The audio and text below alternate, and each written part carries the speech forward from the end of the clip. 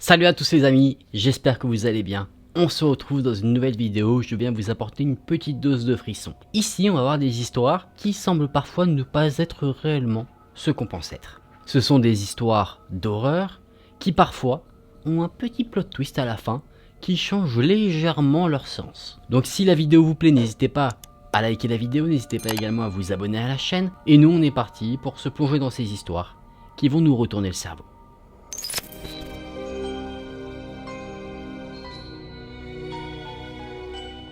Dans cette première histoire, on va voir l'histoire d'un jeune garçon qui voulait offrir un cadeau à son père et qui a décidé de lui offrir une caméra. Ce petit garçon s'appelait Matthew et il avait 14 ans. Un jour, c'était l'anniversaire de son père et il a naturellement voulu lui offrir un très beau cadeau. Mais malheureusement pour lui, il n'avait pas beaucoup d'argent. Matthew a donc décidé de se rendre au marché aux puces pour trouver quelque chose de bien et de pas trop cher.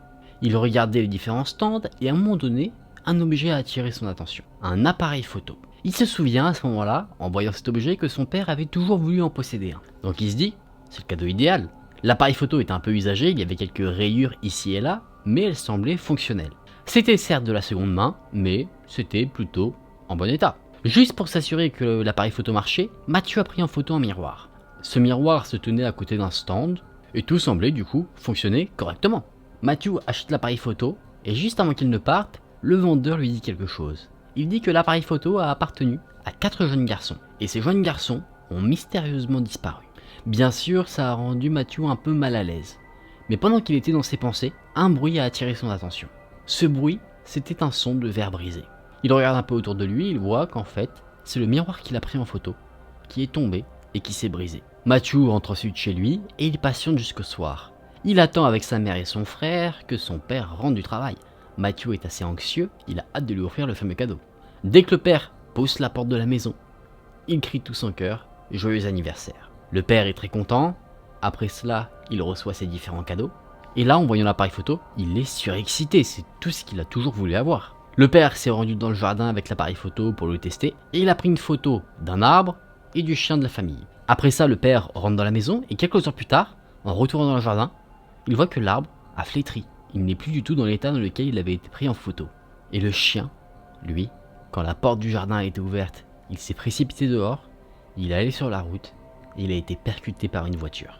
Bien sûr, ça a attristé toute la famille, la perte de cet animal aimé. Matthew a donc pris l'appareil photo, voulant voir encore une fois la photo de son chien qui était parti.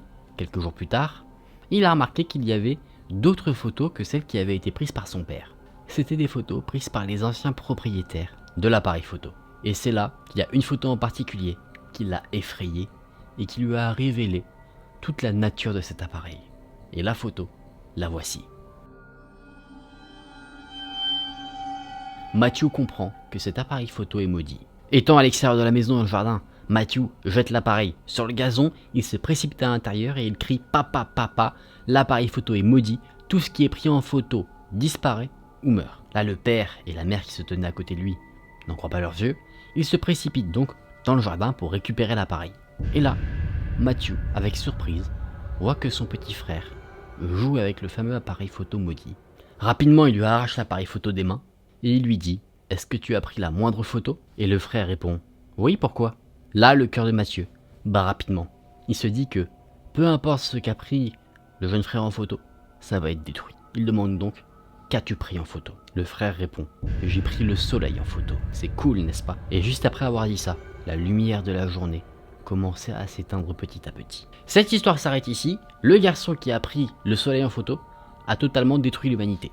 Si un tel objet existait, de 1, ce serait une arme redoutable, une arme de destruction massive, clairement, il n'y a pas d'autre mot. Et ce serait aussi tout bonnement effrayant. Déjà, si tu regardes un peu la fameuse photo qui a été sauvegardée dans l'appareil photo, tu vois que c'était une sorte de selfie, et en plus de ça, tu vois que le corps de la personne commence un peu à se disloquer dès que la photo a été prise. Donc c'est quelque chose à effet immédiat, c'est ça qui est assez fou avec cet objet. C'est un objet maudit qu'il faudrait mieux avoir enfermé dans un coffre, enterré dans l'océan. Les amis, on va passer maintenant à l'histoire suivante.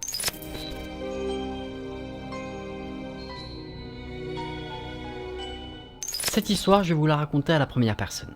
J'aime ma femme, et vous devez me croire. En tout cas, je l'aime depuis qu'on s'est mariés, et au fur et à mesure du temps, on a pris des chemins différents. L'amour a commencé à s'atténuer, et cet amour s'est transformé en haine. Tous les petits trucs qu'elle faisait commençaient à m'agacer au plus haut point. Et au bout d'un moment, j'ai commencé à détester chaque minute que je passais à ses côtés. Jusqu'à ce que la mort nous sépare. C'est ce qu'on s'était promis. C'est ce qu'on s'était dit quand on avait prononcé nos vœux. C'est plutôt ironique quand on pense à comment notre relation a tourné. La haine est quelque chose de terrible. Quand il y a de la haine dans ton cœur, ça ne fait que grandir. Comme une plante que tu irais arroser chaque matin. Et juste avant que tu ne t'en rendes compte, elle a pris possession de ton esprit. Ça peut même obstruer ton jugement. Ça t'empoisonne et ça te fait réaliser des choses que tu ne pensais pas possibles. Je détestais ma femme et cette haine s'est emparée de moi. Ça me suivait comme une mauvaise odeur et ça me tourmentait jour après jour, jusqu'à ce que cette haine m'obsède totalement. À un moment donné, je suis arrivé au point de non-retour. Le moment où j'ai décidé de tuer ma femme. Je voulais être libre de sa présence et je n'arrêtais pas de penser à différentes manières de m'en débarrasser. Bien sûr, de m'en débarrasser sans être attrapé. Je ne voulais pas obtenir une liberté aux dépens d'une autre. C'est là que j'ai réfléchi à un plan plutôt ingénieux. Un plan tellement parfait que j'étais sûr que rien ne pouvait mal se passer. J'ai dit à ma femme que j'allais l'emmener en vacances. J'ai dit que le but de ce voyage était de renouer nos liens, de sauver notre mariage, réparer ce qui a pu être brisé. Et pour ce faire, j'avais choisi un hôtel, reculé dans les montagnes. Du balcon de la chambre de notre hôtel, il y avait une vue panoramique extraordinaire. Il y avait des chemins de randonnée, des petits endroits où on pouvait camper, c'était vraiment magnifique. Quelque part sur cette montagne, il y avait un endroit assez dangereux. Assez dangereux pour que si on n'y fait pas attention en le traversant, on pourrait se donner la mort. Une petite pression à cet endroit-là était suffisant pour faire tomber quelqu'un. Au pied de cette falaise, il n'y avait que des rochers, donc une chute était forcément fatale. Le lendemain matin, après avoir observé tout ça, nous sommes allés petit déjeuner. J'ai invité ma femme à aller faire une petite balade, et on a donc quitté l'hôtel, sans dire un mot. On est arrivé à l'endroit que je considérais comme parfait, et c'est là que ma femme, tout d'un coup, s'est arrêtée. Elle a regardé dans le vide, et elle a commencé à trembler. Je savais qu'à ce moment-là, c'était ma chance de la pousser. Il n'y avait personne aux alentours, personne ne pouvait me voir, personne n'en aurait rien su. Nous étions totalement seuls. J'ai donc fait quelques pas vers elle, mes mains tremblaient. Je ne sais pas si j'avais peur, ou si j'étais excité de réaliser cette action infâme, et c'est là qu'elle a plongé ses yeux dans les miens. Elle avait un regard très étrange. Elle a commencé à me parler, ce qui m'a stoppé net. Elle m'a dit « Est-ce que tu ressens encore le moindre amour pour moi ?» À ce moment-là, je n'avais plus aucune raison de mentir. J'ai donc dit que non. Elle m'a répondu « Je m'en doutais, je voulais juste te laisser une dernière chance. » Là, j'ai eu du mal à comprendre. Je lui ai répondu « Une dernière chance ? Mais qu'est-ce que tu veux dire ?» Et c'est là qu'elle m'a dit quelque chose qui m'a glacé le sang. Avant qu'on quitte l'hôtel, j'ai écrit une note et je l'ai donnée au manager de l'hôtel. Je lui ai dit que si jamais je ne revenais pas et qu'il ne me voyait plus, il fallait qu'il donne cette note à la police. Sur cette note, j'avais écrit que je savais que tu comptais m'assassiner, en me poussant de la falaise qui se trouve juste à côté de nous actuellement. Je sais que tu me détestes, mais tu ne sais pas combien moi je te déteste encore plus. Maintenant, vas-y, pousse-moi, mais tu n'arriveras à convaincre personne que tu n'y es pour rien, et que c'était un accident. Juste avant que je ne puisse réagir, ma femme a sauté dans le vide. Je n'ai pas pu la rattraper à temps, je pouvais juste la voir, avec horreur, tomber dans le vide. J'ai vu son corps allongé en bas de la falaise, qui ne bougeait plus. Elle me détestait tellement qu'elle s'est tuée elle-même, uniquement pour me faire accuser de meurtre. Un meurtre que je voulais faire, mais que finalement je n'avais pas commis. Tout s'est passé comme elle l'avait prévu. La police est venue, ils m'ont interrogé, j'ai essayé de les convaincre que je n'y étais pour rien, mais ils ne m'ont pas cru. Ils m'ont arrêté, mais ils m'ont jeté en prison. Pendant mon procès, j'ai raconté toute l'histoire, la vérité, que je n'avais pas tué ma femme, qu'elle m'avait piégé, mais on ne m'a pas cru. La note que ma femme avait laissée au manager de l'hôtel était la seule preuve contre moi, mais qui suffisait à anéantir ma vie. Ma sentence est tombée. Ils m'ont condamné pour meurtre, et ma sentence était la mort. Et c'est comme ça que je me suis retrouvé à attendre dans le couloir de la mort. Pendant que j'attendais dans ma cellule que mon exécution soit appliquée, j'ai eu le temps de penser. D'ailleurs, c'est la seule chose que je pouvais réellement faire. J'avais beaucoup de regrets, mais un en particulier qui me trottait dans la tête. J'arrivais pas à me sortir l'idée de la tête qu'un divorce aurait peut-être été plus simple. Et bah mon neveu, je suis d'accord avec toi. Si jamais vous êtes marié avec quelqu'un et que vous ne l'aimez plus, ne le tuez pas, ne planifiez pas un meurtre. Divorcez.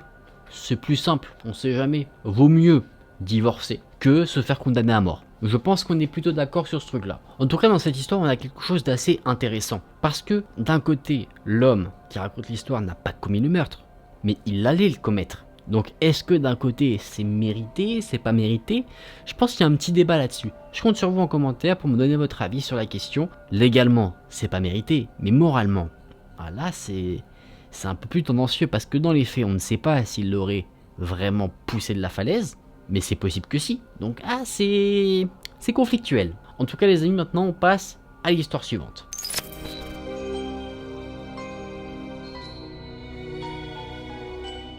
Là je vais vous parler d'une histoire concernant un rêve assez étrange. Quand Monsieur Smith est rentré chez lui, il était très tard. Il a fermé la porte d'entrée très silencieusement pour ne réveiller personne. Il a enlevé son manteau, son écharpe, et il a tout accroché sur le porte-manteau. Après cela, il s'est arrêté quelques secondes dans le couloir, il a respiré, il a soupiré pour enlever toute la pression de la journée, et ensuite il est allé dans la salle de bain. Dans cette pièce, il a regardé ses mains et ses ongles pendant longtemps, et après il a éteint la lumière et il est parti se coucher. Le lendemain matin, il s'est réveillé, il a descendu les escaliers et il a trouvé sa femme dans la cuisine qui préparait le petit déjeuner. Madame Smith demande donc à son mari à quelle heure il est rentré la veille. Le mari, en prenant le journal, dit qu'il est rentré à 1h du matin et Madame Smith répond « Non, ça devait être un peu plus tard que ça. » Le mari répond « Peut-être 1h30. » Et là, la fille de Monsieur Smith arrive dans la pièce et elle dit « Non, non, non, ce n'était pas non plus 1h30. Mon petit ami m'a ramené de boîte, il m'a déposé à la maison, il était 2h30 et tu n'étais pas là. Qu'est-ce qui se passe, papa? Tu es vraiment très pâle ce matin. » Monsieur Smith ignore ce qu'on lui dit, il prétend qu'il lit le journal, il n'a pas envie de s'étaler sur cette conversation. Sa femme va dire « Moi je n'ai pas très bien dormi cette nuit, j'ai fait un terrible cauchemar, j'ai rêvé que tu te faisais exécuter. » Là Monsieur Smith, il est un peu choqué, il était en train de boire son café, il l'a recraché directement en entendant ça. Sa femme continue de parler, il dit « Tu te faisais exécuter parce que tu avais commis un meurtre. » Ça se passait au milieu de la nuit et ça semblait très réel. La fille de Monsieur et Madame Smith est assez choquée, mais elle est aussi assez intéressée, elle dit « Wow, mais il avait tué qui? Vas-y maman, raconte plus de détails sur ton cauchemar. » La mère accepte de raconter plus de détails et elle dit que dans son cauchemar, la personne que Monsieur Smith a assassinée était un homme, Monsieur Browning, qui n'était ni plus ni moins que le boss de Monsieur Smith, son patron. Là le mari semble assez choqué, il dit « Mais quoi ?» Et là la femme va dire « Dans mon rêve, tu tuais ton patron parce qu'il t'avait attrapé en train de voler de l'argent à l'entreprise. » Là la fille dit « Et il l'a assassiné comment ?» Et là le père essaie de calmer un peu la situation, il dit « Tais-toi, ces rêves n'ont aucun sens. » Mais la mère, elle, n'en démord pas. Elle accepte toujours de raconter les détails les plus creepy de son cauchemar. Elle dit « Eh bien il était tard la nuit, ton père raccompagnait Monsieur Browning de son travail, il parlait business, et à un moment donné ton père a arrêté la voiture au milieu de nulle part. Ton père aurait dit à son patron qu'il devait récupérer quelque chose, il a récupéré quelque chose à l'arrière de la voiture. Il a attrapé son écharpe qui se trouvait sur les sièges arrière, et pendant qu'il était en train de parler, il s'est jeté sur son patron et a commencé à l'étrangler avec son écharpe. » Là, Monsieur Smith est un peu choqué, il a des yeux grands ouverts et il dit « C'est super creepy, c'est vraiment des rêves très chelous, très précis et très chelous. » La femme est d'accord avec ça, elle dit « C'est vrai que c'est morbide, mais ce rêve semblait si réel. Ça m'a vraiment choqué, mais ce n'est pas la fin de ce rêve.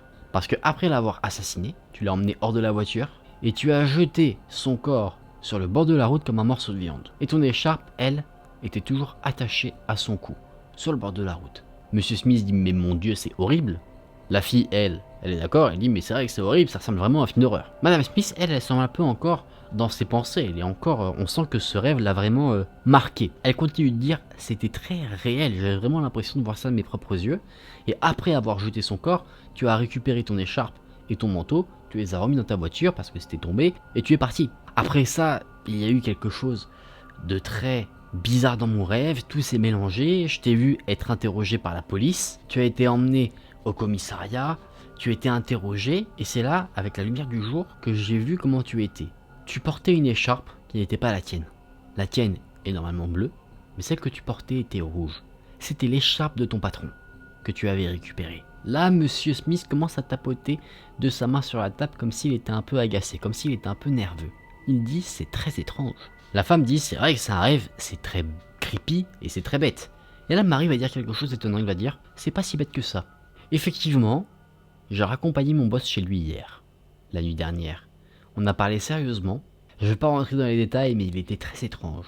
Peut-être qu'il était plus tard que ce que je ne pensais quand je suis rentré. Et à un moment donné, mon boss m'a dit de m'arrêter quelque part. On était au milieu de nulle part. il m'avait dit de le déposer ici, et quand j'ai commencé à partir, j'ai eu un mauvais pressentiment. Je me suis dit, mais attends, le déposer quelqu'un sur une route déserte comme ça, c'est dangereux, on peut rencontrer un fou.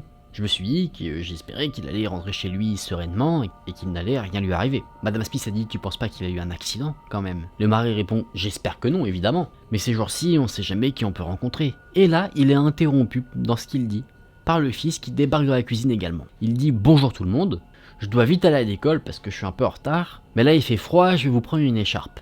À qui est cette écharpe là? Et là il montre une écharpe rouge. Et il dit, elle est pas à toi papa, la tienne elle est bleue. Mais bon, on s'en fout, est-ce que je peux la prendre? Et là, Monsieur Smith en voyant ça, met sa tête entre ses mains. Il sait qu'il est foutu. Que sa femme en fait a une sorte de rêve prémonitoire. Parce que juste après ça, quelqu'un sonne à sa porte. L'histoire s'arrête ici. C'était une histoire un peu particulière, mais je la trouvais assez intéressante parce que, clairement, la femme a fait un cauchemar prémonitoire. Elle a vu, clairement, ce que son mari a fait. Parce que oui, là, il n'y a pas de doute, le mari, en gros, il a assassiné son patron. En fait, il a fait clairement ce que sa femme a raconté. Sur ça, il n'y a pas de doute. J'ai pas grand chose à dire sur l'histoire en elle-même, elle est assez simple à comprendre. La structure est assez particulière parce qu'en gros, l'histoire se raconte par l'intermédiaire d'un cauchemar. C'est pas un déroulé classique, mais du coup, bon, c'était intéressant. Moi, j'ai bien aimé, je trouvais ça sympa. Tu sais que le père de famille, c'est un tueur de sang-froid d'ailleurs, hein. Et tu sais également du coup qu'il va se faire choper, et plutôt rapidement. Les amis, j'espère que ces histoires vous ont plu. Je vous propose qu'on se mette dans une ambiance beaucoup plus chill, beaucoup plus tranquille, pour débriefer de la vidéo. C'était des histoires plutôt cool, je trouve. Elles avaient des structures différentes, les thèmes abordés étaient assez particuliers mais intéressants. On avait cette histoire avec l'appareil photo qui est un peu une sorte d'objet maudit avec des sortes de pouvoirs maléfiques. On avait cette dernière histoire avec ce cauchemar un peu prémonitoire. Et l'histoire que moi j'ai préférée, c'est l'histoire du divorce meurtrier. Celle-là, c'était la meilleure je trouve parce que on a vraiment quelque chose qui retourne totalement l'histoire à la fin. Moi je pensais que y allait avoir le meurtre de la femme et que voilà, il y allait avoir peut-être un petit retournement de situation à un moment donné, mais je m'attendais pas à ce retournement de situation là. Les amis, j'espère que cette vidéo vous a plu. Si c'est le cas, n'hésitez pas à liker la vidéo, n'hésitez pas également à vous abonner à la chaîne pour être au courant de toutes les prochaines vidéos. Vous pouvez également activer la petite cloche des notifications, ça fait toujours plaisir. Merci d'avoir regardé la vidéo, c'était Aken, prenez soin de vous, on se dit à très vite dans une prochaine vidéo. Salut!